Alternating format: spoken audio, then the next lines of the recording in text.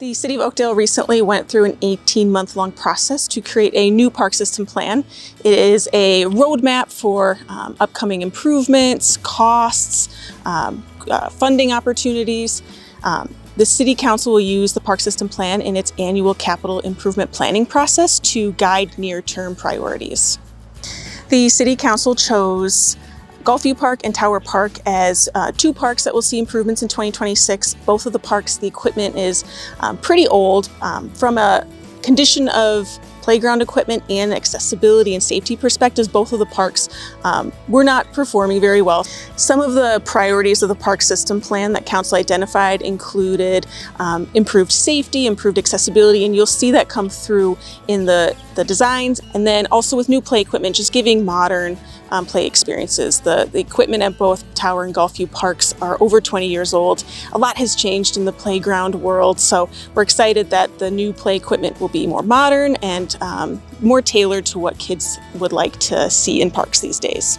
The improvements planned at Gulfview Park in 2026 include replacing the playground equipment and adding a concrete plaza with shaded seating. Currently, the playground at Gulfview has a K-12 structure, a pre-K structure, and some swings. These kind of main elements will remain in the new playground, but the swing bay will be expanded. Having more swings, that's something we heard in engagement that kids and parents and park users really want to see more swings. Some other features of the new play equipment include some overhead play. The concrete plaza will have a shaded seating area. The play equipment itself will have a few different fabric shade structures over the equipment. And then we're also looking to plant some more trees around the edge, so when they mature, they'll offer some natural shade. At Tower Park, some of the big improvements in 2026 include complete replacement of the playground equipment, complete replacement of the surfacing. Currently it's sand, and we'd be upgrading it to engineered wood fiber. And then also adding an accessible trail from the street up to the playground. Currently, there is no accessible trail. It's just a grassy slope up to the playground.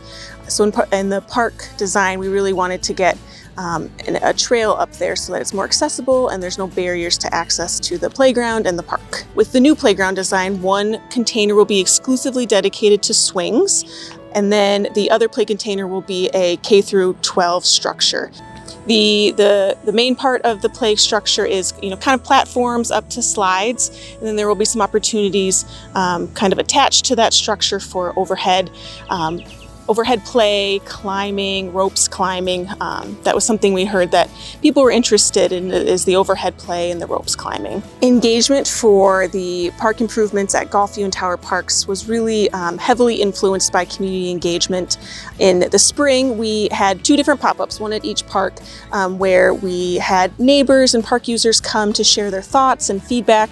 We then also had a survey, and then after those engagement opportunities closed, we took all that feedback, we used it to influence the park layout, the park playground design, and we're excited that we're at the point in the process where construction is near. We've are currently bidding out the project to a general contractor to implement the improvements, and then we're hoping construction begins late summer with substantial completion in 26.